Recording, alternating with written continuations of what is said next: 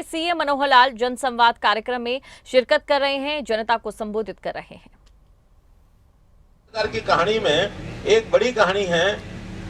आप लोगों के यहाँ अगर 10 साल पहले कोई आदमी पढ़ लिख करके कोई नौजवान नौकरी के लिए इच्छा करता था तो उसको क्या करना पड़ता था? पैसा देने पड़े थोड़े से खूब ज्यादा गठड़ी भर भर के। और अब ये बताओ कि आपके गांव में अभी पिछले 8 साल में कोई नौकरी लगी हो तो उसके किसी का पैसा लगा तो बताओ। हमारे गवर्नमेंट के फैक्ट्री तक लगे हैं अभी बालक। इस बार 170 नौकरियां आपके यहाँ बहीन में लगी हैं। 170 आपको पता भी नहीं है। इसमें कुछ सेंट्रल गवर्नमेंट की है, कुछ स्टेट की है। सेंट्रल गवर्नमेंट की भी कोई फौज में भर्ती हुई होगी या और कोई क्या क्या भर्तियां हुई है सेंटर की है? दिल्ली पुलिस हुई होगी, सीआरपीएफ, बीएसएफ, लेकिन स्टेट की भी नौकरी काफी लगी है। तो दोनों मिला करके अब इन नौकरियों में किसी का कोई अच्छा किस किस की नौकरी इनमें से लगी है जरा हाथ खड़े करो। जो रिश्तेदार की लगी हो, पड़ोसी की लगी हो, जिसको पता है। आपकी बताओ खड़े हो। अरे इनको माइक दो।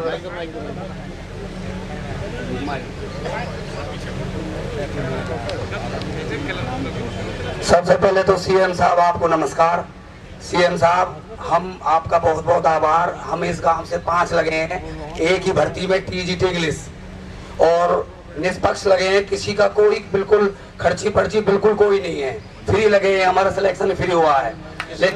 किसी ने कोई पैसा मांगा कुछ नहीं सीएम साहब, 1 रुपए नहीं दिया हमने। अगर मांगा हो तो बता देना। नहीं दिया, चोरी अंदर लोग लगे रहते हैं। नहीं, किसी ने मांगा भी हो तो 24 घंटे पार नहीं होने दूंगा, उसका काम तमाम हो जाएगा। सीएम साहब एक छोटी सी अड़चन है, बस एक वो अड़चन ये है सीएम साहब, कोर्ट की है। नहीं बीजी कैटेगरी के हम।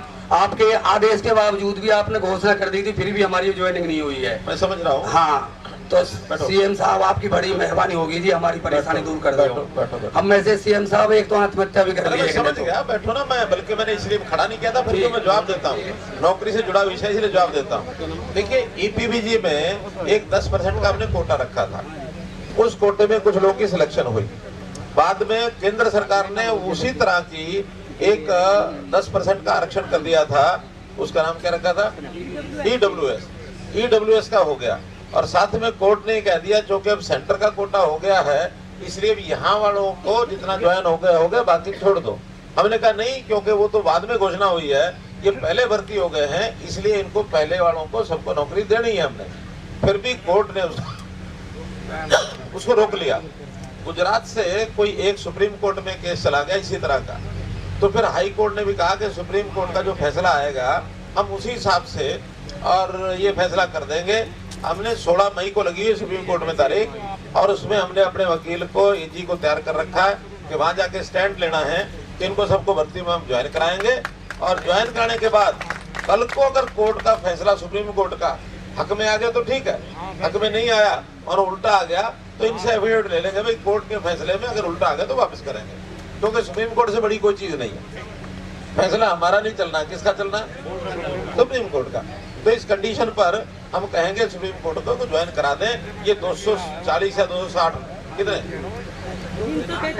243 इतने लोग हैं। लेकिन ये तो जनरल बात है। मैं तो ये कह रहा हूँ कि वैसे हमने जो 1 लाख से ऊपर नौकरियां हरियाणा में दे दी, उसमें किसी का आना पैसा लगा तो बताओ।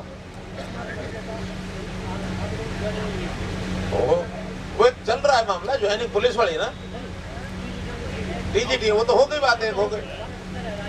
अरे भाई वो हो गई ना बात, बैठो। जो कोर्ट के मामले हैं उसको यहाँ ना उठाओ। तो वैसे तो ज्वाइनिंग रोकने का कारण नहीं है कोई। क्या किसी को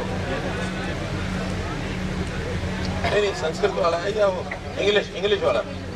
हाँ तो ठीक है ना।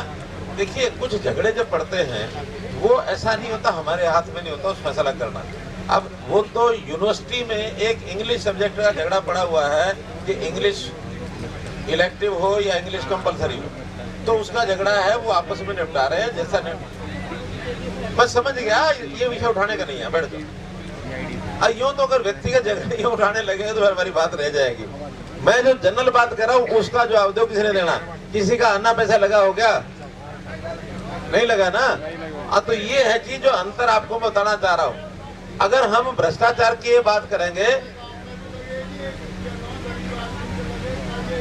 बहुत अच्छा, बैठो। अब मैं इस बात के बाद आपके यहाँ जो विकास के विषय हैं, जो भी गांव में काम बताए हैं, आपके यहाँ गांव में आंगनवाड़ी कितनी है, कोई बता सकता? कितनी है बोलो? 10 है जी, 10 है? 10 है जी, 9 ये कह रहे हैं 10 से आप 9 कह रहे हैं। पीछे 10 है जी, नाम लिख लो। वो पीछे महिला क्या बोले? और नाम लिख लो। और क्या? बहुत एक सेंटर पे 4-4 सेंटर। आप मत बताओ। मुझे सरकार से पूछना हो तो चंडीगढ़ बुला के पूछ लूंगा मैं। ये कौन है ये बताओ? 9 आंगनवाड़ी है और एक मिनी आंगनवाड़ी। ठीक है, बैठो। तो मेरा कहना कि आंगनवाड़ियों की संख्या अच्छी है, लेकिन अपने परिवारों के बच्चे सब वहाँ जाने चाहिए। अगर बच्चे कम जाएंगे तो फिर आंगनवाड़ियों का फायदा नहीं है। आंगनवाड़ी में तो बच्चों को उनकी खुराक ठीक से मिल जाए, उनको शुरू की प्रारंभिक कोई पढ़ाई ठीक हो जाए।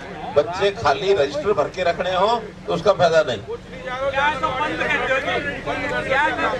सरकार को पैसा लुटवा दिया।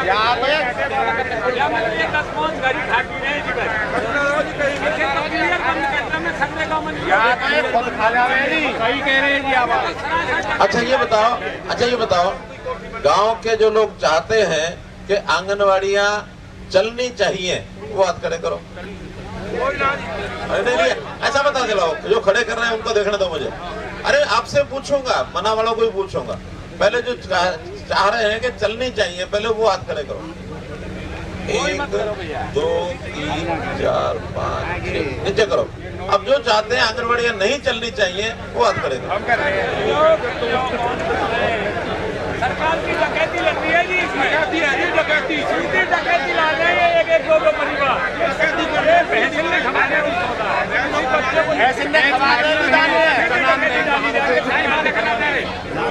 बंद कर दो कतई। और मीडिया पे कोई पकड़ कर्मचारी। बोलो भारत माता की। अब बैठ जाओ। इनकी इंक्वायरी और कराओ।